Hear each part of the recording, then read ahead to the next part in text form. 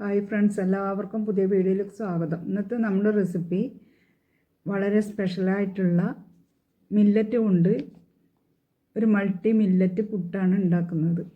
മില്ലറ്റിൽ ധാരാളം ഔഷധ ഗുണങ്ങളുണ്ട്. പ്രധാനമായി ഷുഗർ കൺട്രോൾ ചെയ്ത് നിർത്താനും വെയിറ്റ് ലോസിനും ബെസ്റ്റാണ്.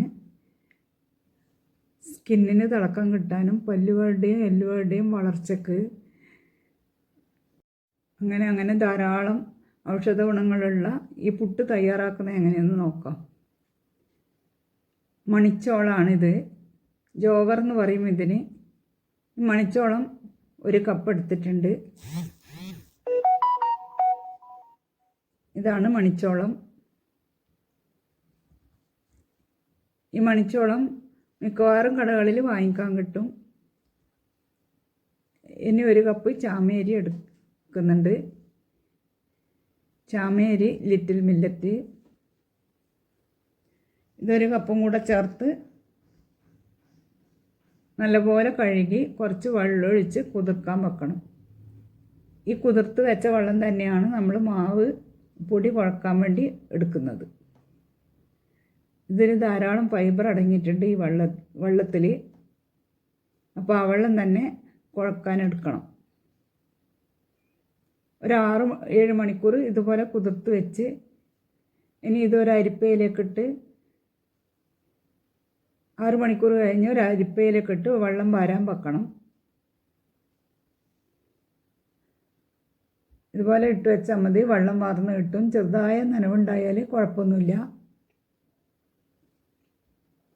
ഇനി ഇത് മിക്സി ജാറിലേക്ക് ഇട്ട് കൊടുത്ത്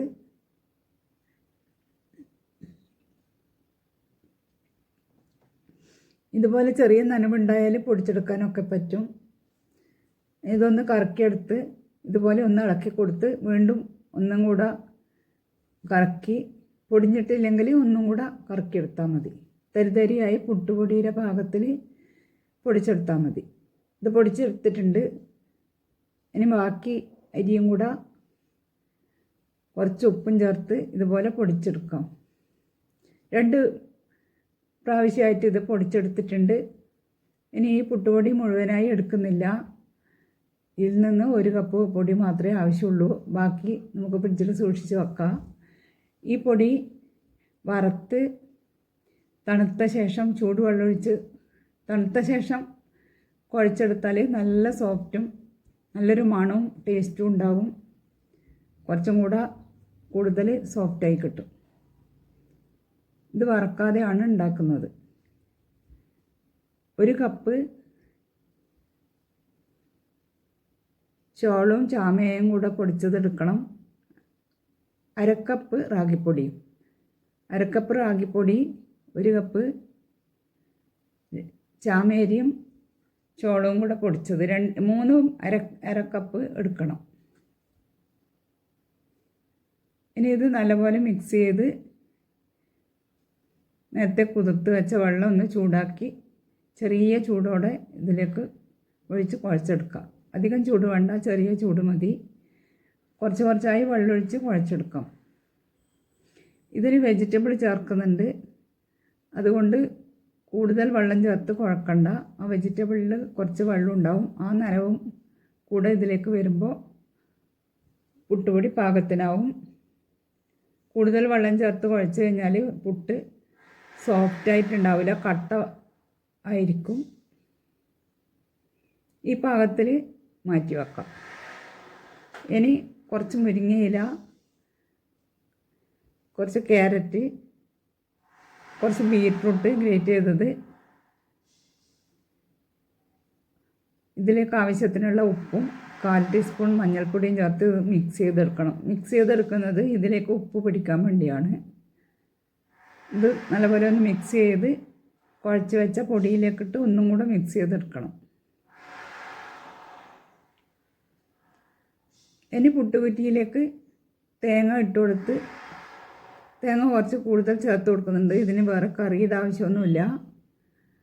തേങ്ങ ഇട്ട് കൊടുത്ത് കുഴച്ച് വെച്ച പൊടിയും ചേർത്ത് ഇതൊരു 3 കഷ്ണത്തിൻ്റെ പാകത്തിലാണ് ഇട്ട് കൊടുക്കുന്നത്. പിന്നെ തേങ്ങ ഇട്ടു. ഇനി ഇത് ആവി കയറ്റിയെടുക്കണം. ആവി കയറ്റിയെടുക്കുക. പുട്ട് ആവി പോകുന്നുണ്ട്, വെന്ത് വന്നിട്ടുണ്ട്. ഇനി ഇത് വാങ്ങി ഒരു പ്ലേറ്റിലേക്ക് മാറ്റാം.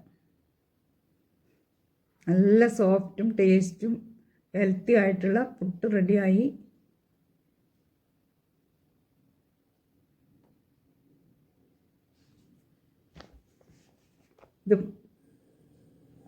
ഇത് ചൂടോടെ കഴിക്കാനാണ് കൂടുതൽ ടേസ്റ്റ്.